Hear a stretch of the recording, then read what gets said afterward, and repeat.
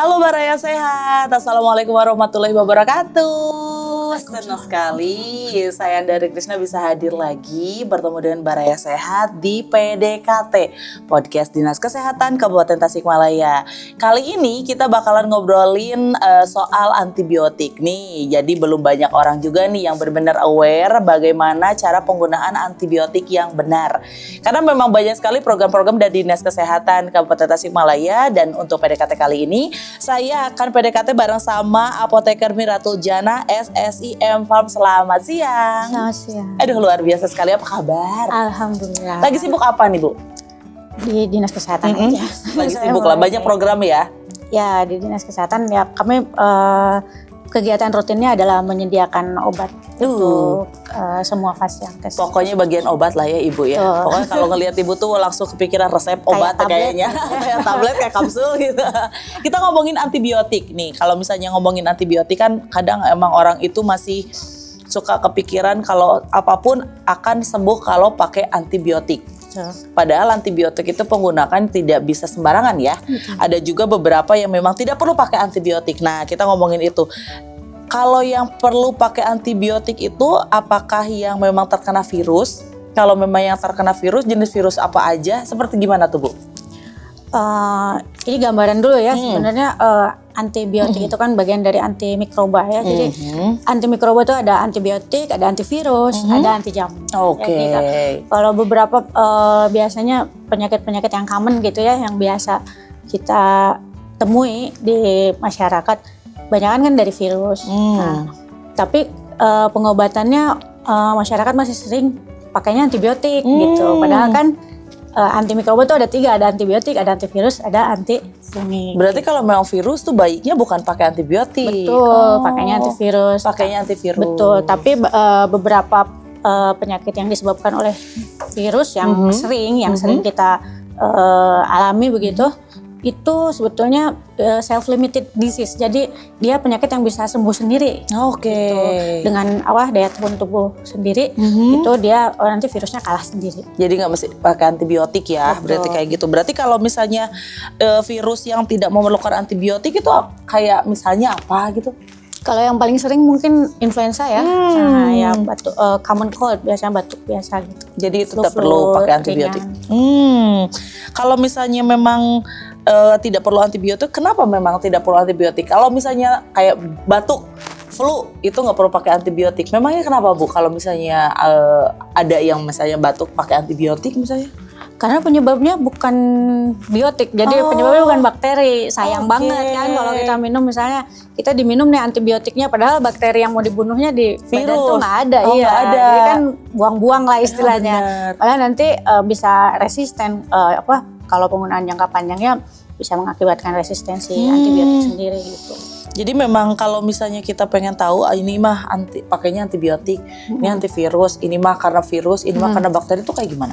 Sebetulnya kalau membedakan antara ini gara-gara virus nih, ini gara-gara bakteri nih, kita orang awam tentu saya nggak bisa ya, pasti itu harus ada pemeriksaan lab segala macam. Tapi secara umum mungkin kalau yang flu biasanya yang sering aja terjadi itu demamnya nggak stagnan gitu ya. Kadang kan hanet-hanet lah kalau kata orang Sunda, hareeng, hareng-hareng gitu. Itu kan kayak flu biasa aja. Nah, kalau demamnya kontinu terus, nah itu harus diperiksakan lah ke tenaga kesehatannya, terutama dokter kan dia bisa menentukan apakah itu infeksinya bakteri, apakah infeksinya virus. Jadi memang tetap harus ada pemeriksaan lebih lanjut untuk menentukan ini kena bakteri atau virus ya. Jadi nggak bisa kalau orang awam, ya udah janganlah kamu pada cuma kena virus, nggak bisa kayak gitu ya. Jangan minum antibiotik aja gitu. Termasuk si influenza itu contohnya. Iya, kalau belum tahu kamu kenanya virus apa bakteri, ya udah jangan minum antibiotik. Oke, kalau influenza sendiri itu memang nggak perlu pakai antibiotik?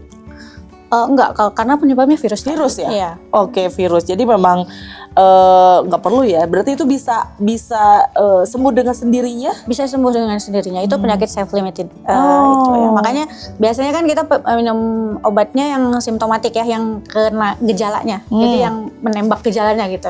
Kayak obat demam misalnya paracetamol. Nah, biasanya kan kalau di obat bebas itu kalau kita lihat notifikasi ada peringatan-peringatan Iya, betul. Kalau sakit berlanjut menghubungi dokter. Nah itu kan kalau udah 3 hari berarti nggak sembuh-sembuh itu bukan baru. karena virus gitu. Nah tapi kalau untuk misalnya soal medikasi ya atau pengobatan sendiri, ya udah obat gejala aja, itu obat-obat yang bebas, jangan minum antibiotik. Oke, jangan minum antibiotik. Apakah memang kalau saya dengar antibiotik itu tidak bisa dikonsumsi sembarangan. Betul. Kemudian antibiotik itu tidak bisa didapatkan sembarangan, tapi harus berdasarkan resep dokter seperti itu. Iya. Kenapa kalau misalnya kita mengkonsumsi antibiotik tidak sesuai aturan? Iya, itu bisa menyebabkan resistensi antibiotik. Jadi kayak gini, si bakteri-bakterinya kan udah kenalan tuh sama si antibiotik tuh. Jadi dia Besti. evolusi gitu kan, menyesuaikan diri gitu. Kayaknya ini udah kenal, aku udah biasa gitu. Jadi nanti pas saatnya bener nih orang nih sakit, dia perlu antibiotik antibiotik itu udah gak kuat lagi. Jadi harus pakai antibiotik yang level lebih tinggi lagi. Kalau pakai level lebih tinggi, efeknya apa? Cost pasti ya, Cost biaya pasti, dan penyakitnya pasti lebih parah dari ini. Prognosisnya istilahnya nanti hasil luarannya kemungkinan untuk sembuhnya kan lebih kecil, terus efek samping lebih tinggi kalau kita menggunakan antibiotik yang levelnya lebih tinggi. Kalau antibiotik sendiri bebas dijual di pasaran nggak sih Bu? Sebetulnya tidak boleh. Sebetulnya tidak boleh. Dan kita tahu kalau yang ini jenis antibiotik dan ini yang bukan tuh, kalau orang awam bagaimana cara membedakannya? Gampang sih sebenarnya, di tiap kemasan strip label obat itu biasanya harus dengan resep dokter. Itu biasanya kalau semua antibiotik begitu. Ada itu karena masuk golongan obat keras ya, yang harus dengan resep dokter. Meskipun tidak semua obat yang ada tulisannya harus dengan resep dokter itu antibiotik, tapi kalau antibiotik pasti ada tulisannya harus dengan resep dokter. Ngebedainnya ya begitu. Mungkin orang-orang juga udah familiar ya, kayak amoxicillin sama Droxil tuh kayaknya udah sering pakai gitu. Oke, sering pakai. Nah, untuk penggunaan antibiotik sendiri ini masih banyak orang juga kan kadang asal ya untuk penggunaannya, dan akhirnya tadi seperti yang disampaikan, ketika penggunaan asalnya malah menjadi efek tidak baik gitu kan. Istilah kalau kata orang awam mah kebal mungkinnya sama penyakit itu gitu ya. Betul. Terus ada juga kalau kita dapat antibiotik nih dari dokter selalu harus dihabiskan. Kalau nggak habis gimana? Kalau nggak habis juga mengakibatkan resistensi sama, karena kan kita sudah melakukan penelitian ya. Jadi si kuman itu misalnya berapa banyak, nanti habisnya harus dengan waktu sekian, dosisnya sekian, waktu pengobatannya sekian. Kalau misalnya belum selesai nih, tadi masih ada si bakteri-bakteri yang tersisa. Akhirnya dia jadi besti tuh sama si sama si antibakteri ini, sama antibiotik itu. Nanti jadi kalau ketemu lagi dia eksis lagi misalnya di tubuh kita menyebabkan penyakit lagi, nanti susah lagi kalau antibiotik yang itu dipakai. Udah nggak mempan sama si itunya. Dan memang harus dihabiskan, itu memang harus dihabiskan. Walaupun kadang misalnya udah sembuh, kita dikasih, iya benar, udah sembuh. Udah berasa sembuh tuh. Terus antibiotiknya anggaplah taruh 1 hari lagi nih untuk dikonsumsi, tapi badan kita udah enak, sehat, ya? Kita udah sehat lah, obat taruh. Tetap harus dihabiskan. Diusahakan dihabiskan karena kan sebetulnya bakterinya masih ada tuh sebenarnya. Betul, tapi udah tidak mengakibatkan lagi gangguan ke tubuh kita. Iya, tapi dia masih ada tuh sisa-sisanya. Jadi harus dihabiskan sampai benar-benar bakterinya habis. Gitu. Itu buat dewasa, anak-anak juga sama berarti? Sama, semuanya ya. Jadi kalau ngomongin antibiotik harus dihabiskan. Biasanya kan durasinya seminggu ya minimal. Tapi ada juga kok yang 3 hari. Pokoknya selama instruksi dokternya dihabiskan, mohon dihabiskan. Iya, karena suka ditulis gede banget kan, dihabiskan. Apalagi kalau dikasih ke tetangga atau jangan ya. Itu kita nggak, kalau untuk obat dokter kita nggak bisa sharing berarti ya. Betul, jangan dengan seenaknya sharing obat ya. Karena kan beda umur, beda berat badan, beda gejala, itu sama sekali beda obat. Kalau penyakit-penyakit seperti influenza tadi kan memang bisa juga sembuh dengan sendirinya. Cacar air, yang kayak gitu juga bisa sembuh dengan sendirinya. Karena penyebabnya virus juga ya. Virus juga. Betul, berarti cacar, terus kayak campak itu virus juga. Kalau campak juga virus, tapi yang lebih self-limited disease mungkin cacar air. Cacar air itu kan memang kadang ada beberapa orang yang kaget ya Bu ya, karena memang Kalau sekarang itu ada yang paling sekarang lagi musim banget flu Singapura. Nah, itu virus juga atau gimana? Flu Singapura juga virus. Tapi kan itu ya, kita sama pasukan si mikroba itu bertarung gitu ya, canggih-canggihan gitu. Nah, kita tambah canggih, mereka juga tambah canggih. Jadi kita nemuin lagi yang baru. Kayak kemarin yang pandemi kan, COVID gitu ya, itu juga virus. Itu juga memberikan efek pengetahuan kita meningkat nih, betul. Manusia gitu ya. Cara untuk menghadapi virus. Nah, si virus juga dia mutasi juga gitu ya. Juga betul ya. Mereka upgrade, kita upgrade lagi. Terus gitu aja kita kejar-kejar penelitian terus berlanjut. Berarti kalau flu influenza biasa itu kan memang tidak perlu antibiotik. Kalau flu Singapura sendiri, karena kebanyakan kan kalau flu Singapura itu menyerangnya balita ya. Betul. Nah itu perlu antibiotik atau pada intinya nanti juga sembuh? Sebetulnya every kind of flu gitu ya. Dia karena kan semua virus jenis ya, flu. penyebab virus ya. Kalau yang penyebabnya virus ya, karena virus itu kan bisa dikalahkan dengan daya tahan tubuh sendiri. Kita sudah diciptakan sama Allah itu udah dengan antibody. Itu kita bisa ada barang-barang yang unik, barang yang aneh masuk ke dalam tubuh tuh sebetulnya bisa dimakan atau diserang sendiri sama daya tahan tubuh. Nah yang jadi masalah daya tahan tubuh kita juga nggak stabil. Jadi kadang kan naik turun ya. Nah itu kalau kita lagi turun kena lah, dan penyembuhannya juga lama kalau daya tahan tubuh kita nggak naik-naik gitu. Makanya biasanya solusinya kan kalau dokter bilang istirahat, makan yang banyak gitu kan, istirahat yang banyak. Jadi itu untuk menaikkan daya tahan tubuh kita biar tubuh kita sendiri bisa ngelawan si virus-virus. Oh, pada dasarnya kalau yang memang kayak flu kayak gitu memang itu pertarungan tubuh kita ya sebenarnya. Untuk meningkatkan daya tahan tubuh memang salah satunya seperti yang disarankan dokter, makan yang bergizi yang seperti itu berarti. Iya betul memang. Tapi kalau untuk balita ya tadi saya balik lagi ke balita, kenapa harus kita pantau dengan baik? Karena itu ya daya tahan tubuh makannya juga kadang susah. Betul, gitu belum stabil juga ya. Terus dikhawatirkan komplikasi lainnya. Jadi bukan si flu-nya sendiri. Jadi gara-gara dia daya tahan tubuhnya turun, nanti bahkan bisa juga infeksi yang membutuhkan antibiotik. Makanya pantauannya harus ekstra gitu kalau balita. Kalau kita makan udah gede ya, daya tahan tubuh juga kita udah ngeh gitu. Makan sendiri karena kita butuh asupan tahu gitu. Kalau bayi kan dia nggak enak nggak mau, balita nggak enak makan, nggak enak badan, dia nggak mau makan gitu kan. Makanya pantauannya harus lebih ekstra. Disarankan sih tetap konsultasi ke nakes gitu. Kalau cacar air sendiri kan bisa sembuh dengan sendiri, tapi cara perawatannya kita dengan cacar air sendiri itu seperti apa sih? Cara merawat diri kita dengan dari cacar air. Ketika misalnya kita terkena cacar air, cara mengobati diri sendirinya seperti apa? Secara umum kalau penyakit-penyakit yang disebabkan sama virus sama ya.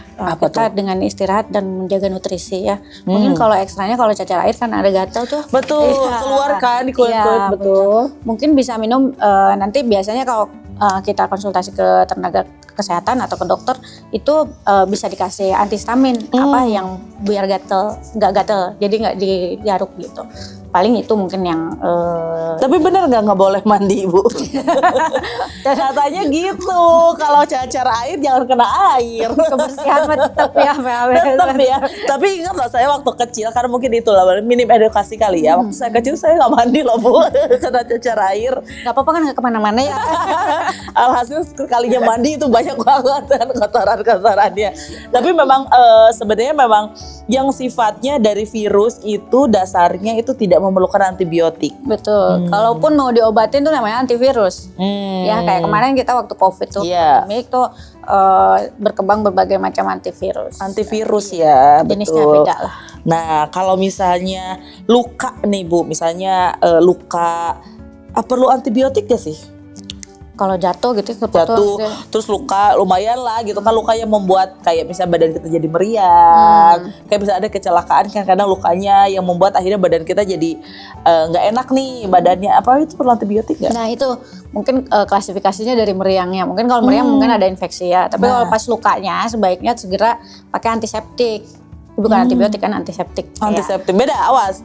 Jangan ketika Baren malah pakai antibiotik ya, bukan ya? Kan antibiotik dimakan pula, kalau antiseptik kan benar. ke lukanya. Tapi berarti ketika si luka itu ada efek ke tubuh jadi meriang atau misalnya itu baru memang diperlukan. Ya itu juga harus atas saran dokter ya. Nanti kita pastiin dulu itu meriangnya emang benar karena luka atau memang tadinya dia punya penyakit lain jadi meriang gitu. Apa memang karena lukanya. Oke. Kalau kecil kan pakai antiseptik aja udah. Kalau diare? Diare ada beberapa macam. Kalau non spesifik, diare yang non spesifik yang tidak tidak jelas penyebabnya gitu. Tata laksana pertamanya itu tanpa antibiotik. Tanpa antibiotik. Jadi memang antibiotik ini boleh dibilang solusi lanjutan ya setelah kalau misalnya setelah konfirmasi dokter misalnya flu 3 hari tidak sembuh. Betul. Atau panas 3 hari tidak turun-turun, berarti kan yang seharusnya bisa 3 hari itu sembuh ternyata ini tidak. Setelah konsultasi ke dokter, baru dokter meresepkan antibiotik. Jadi memang kita tidak boleh sembarangan menggunakan antibiotik. Betul. Sakit gigi? Sakit gigi juga ada yang memerlukan antibiotik, ada yang tidak memerlukan Itu. antibiotik. Misalnya kalau kita sembuh dengan anti nyeri, kan kita kalau anti nyeri udah bebas ya, maksudnya paracetamol seperti itu, logo obatnya juga hijau kan, berarti boleh kita beli gitu, boleh kita makan. Setelah kalau masih belum sembuh baru konsultasi ke dokter gigi. Kalau hanya sakit biasa dan bukan karena bakteri itu tidak. Nah itu jadi emang pemahaman jenis obat juga berarti kalau yang hijau itu boleh dibeli di pasar Betul. boleh kita beli sendiri tanpa resep dokter. Memang tingkat jenis-jenis obat yang ada di pasaran seperti apa Bu yang harus diketahui nih sama masyarakat. Yang label hijau ada obat bebas, ada obat bebas terbatas, ada obat keras. Nah, obat bebas. Kalau obat bebas tuh biasanya lingkaran hijaunya. Nanti lihat aja di kemasannya, misalnya paracetamol atau apa yang udah paling sering terkenal gitu sih paracetamol, kita pasti kalau demam paracetamol apapun ya. Terus saya pasukan yang sakit apapun paracetamol obatnya. Paracetamol ada obat adalah jalan kunciku. Ya. Paracetamol for the rescue pokoknya lah. Nanti bisa dilihat di kemasannya atau antacid ya, yang antacid apa ya, boleh nyebut merek, buat yang tablet hijau tuh yang buat lambung tuh biasanya hijau kan, ada lingkaran hijaunya.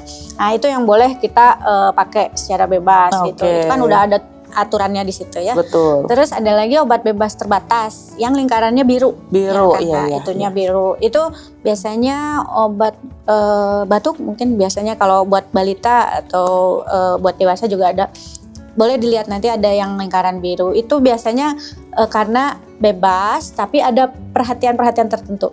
Jadi nanti ada kolom di situ di kemasannya itu, di kemasan obatnya ada kotak hitam bertulisan perhatian. Jadi perhatian untuk menggunakan obat tersebut, ada cara-caranya. Itu bebas terbatas. Nah, satu lagi yang keras. Kalau keras ada lingkaran merah sama huruf K. Oh iya. Ya, kan suka lihat ya kalau di obat-obat yang di resep tuh di stripnya ada K. Terus biasanya ada tulisan harus dengan resep dokter gitu ya. Nah itu golongannya seperti itu. Nah itu tuh, jadi berarti saya harus tahu nih. Kalau drugstore atau misalnya yang bisa kita beli di warung, itu dia juga kan beli berarti tetap aja dari apotek ya Bu ya? Obat-obat yang ada kita beli di warung misalnya. Kalau yang obat bebas kan boleh aja. Kalau obat bebas kita bisa dapat ya, sebetulnya memang harusnya di toko obat. Tapi sekarang pada kenyataannya dimanapun ada. Tapi obat bebas memang masih bisa gitu ya di toko obat lah. Kalau yang obat yang tadi yang itu nggak bisa, itu harus di jalur. Dan apotekernya juga sudah paham ya kalau misalnya ada permintaan tanpa resep dokter mungkin dia tidak juga. Biasanya kadang suka jawabnya lagi nggak ada gitu ya, padahal memang karena memang itu obat yang tidak dijual bebas berarti. Betul. Harus resep dokter. Kalau vaksin sendiri nih, kalau kita ngomongin vaksin, peran vaksin untuk mencegah virusnya itu seperti apa? Ya beberapa penyakit yang disebabkan oleh virus bisa kita tangani ya, karena ilmu pengetahuan bisa dengan memberikan vaksinasi terlebih dahulu. Itu kan vaksinasi juga fungsinya untuk meningkatkan daya tahan tubuhnya. Betul. Gitu. Jadi karena si virus miripnya yang sudah dilemahkan dimasukkan, jadi badannya udah punya tuh tentara yang buat si virus yang itu. Jadi saat nanti datang si virus, kita ambil saja contohnya influenza tadi. Sekarang udah ada tuh vaksin influenza, udah ada di balita tuh DPT HBHIB. Jadi kalau anak yang dapat imunisasi lengkap saat si virus itu datang di badannya udah ada tuh kenal. antibody yang itu. Udah ada yang kemarin udah tahu lah yang ini kita udah ngeklop nggak akan menyebabkan gejala separah yang tidak mendapatkan vaksin. Berarti memang vaksin ini memang boleh dibilang perlu ya dilengkapi di balita ini. Sangat perlu kalau yang terutama yang 5 imunisasi dasar lengkapnya. Tapi ada temuan di lapangan terkait edukasi antibiotik dan juga vaksin ini seperti apa sih Bu? Ya, masyarakat betul masih kurang. Tapi kita terus melakukan upaya-upaya berbagai macam lah. Terutama kalau sekarang yang paling ini lewat sosmed ya, yang paling gampang. Kalau lewat pertemuan-pertemuan mungkin apoteker-apoteker di puskesmas masing-masing itu suka mengadakan penyuluhan-penyuluhan tentang berbagai macam lah tentang penggunaan obat. Dan sejauh ini tebaran penyakit dari virus ini kayak gimana angkanya?